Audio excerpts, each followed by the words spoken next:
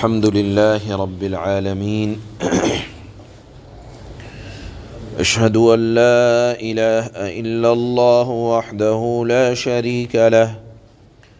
وأشهد أن سيدنا ومولانا محمدًا عبده ورسوله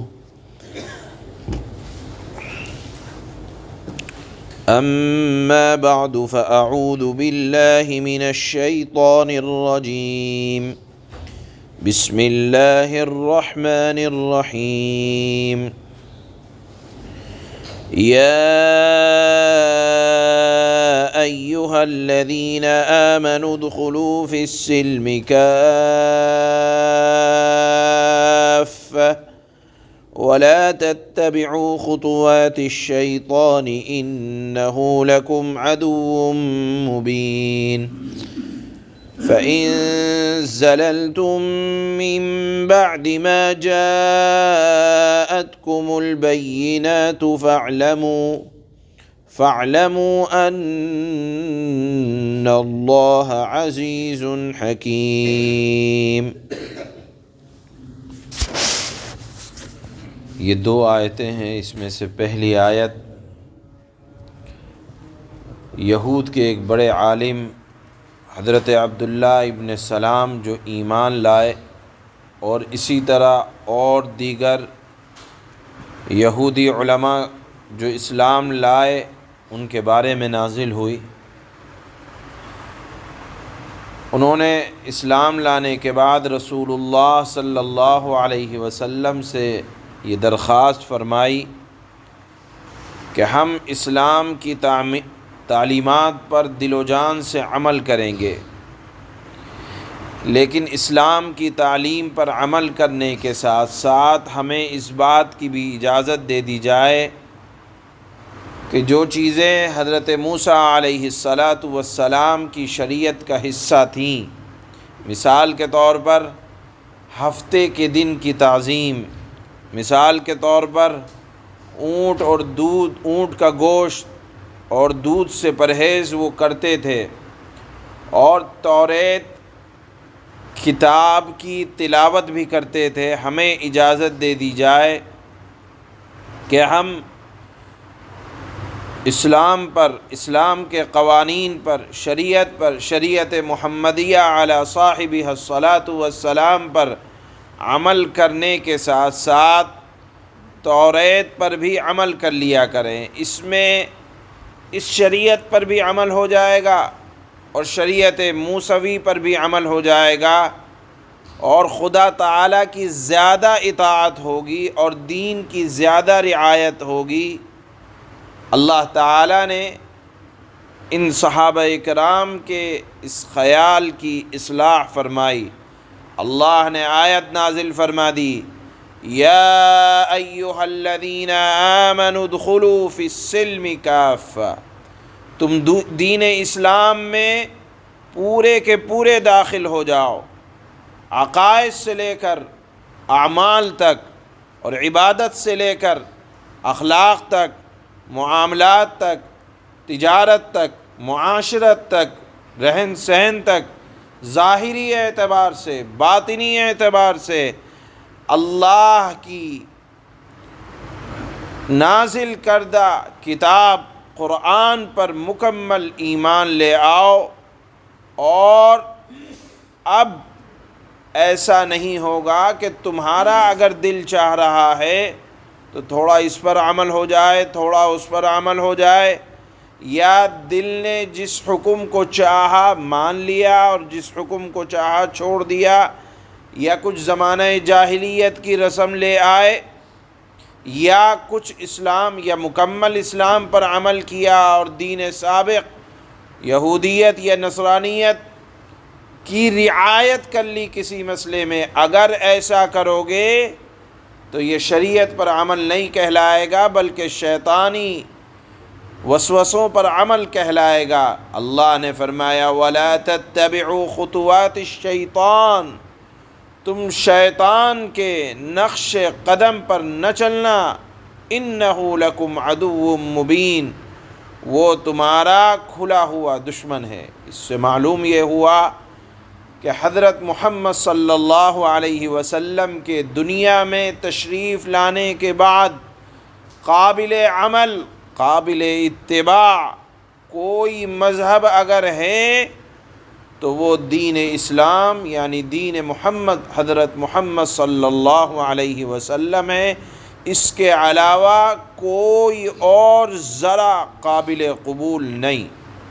ان آیات کے تحت حضرات مفسرین نے یہ بھی لکھا ہے کہ اس آیت میں بڑی تنبیہ ہے ان لوگوں کے لیے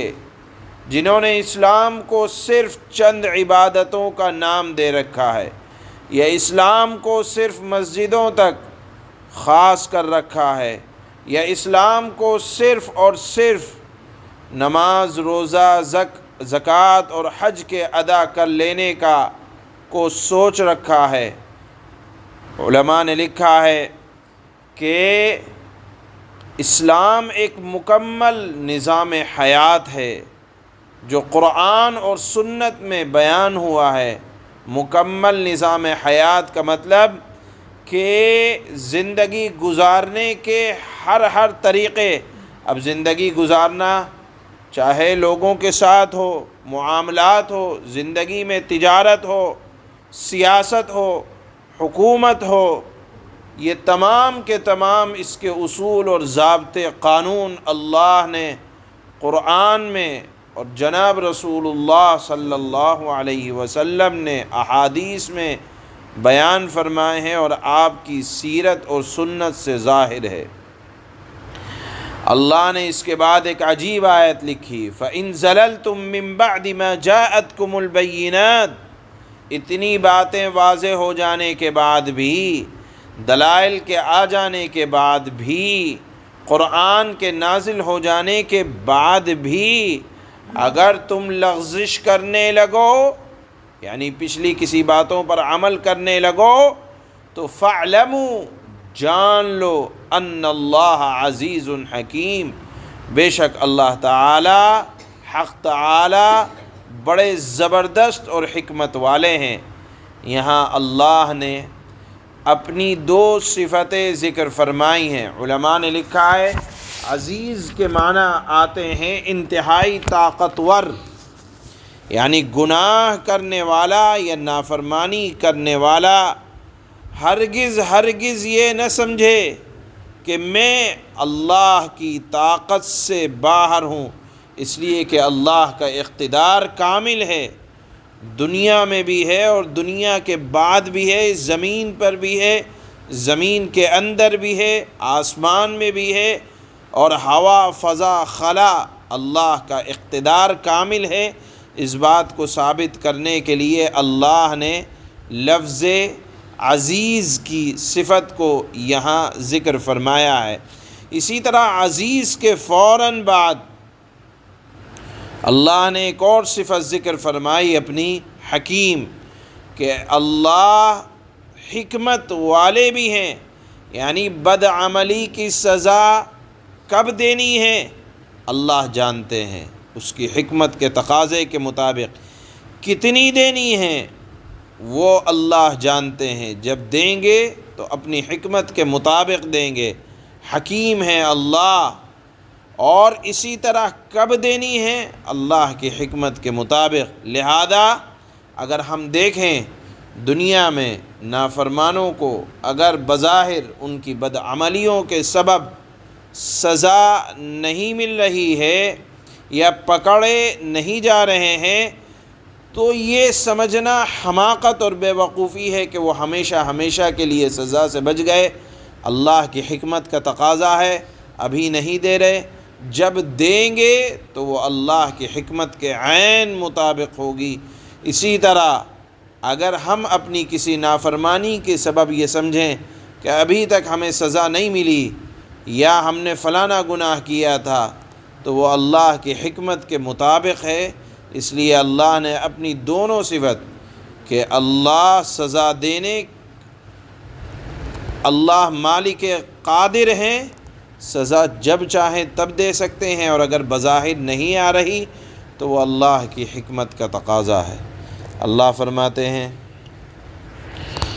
یا ایہا الذین آمنوا ادخلوا فی السلم کافۃ ولا تتبعوا خطوات الشیطان انہ لکم عدو مبین۔ اے ایمان والو، اسلام میں پورے کے پورے داخل ہو جاؤ، عقائد بھی تمہارے مسلمانوں والے، عبادات بھی مسلمانوں والی، معاملات بھی مسلمانوں والے، معاشرت بھی مسلمانوں والی، حسن اخلاق بھی مسلمانوں والے۔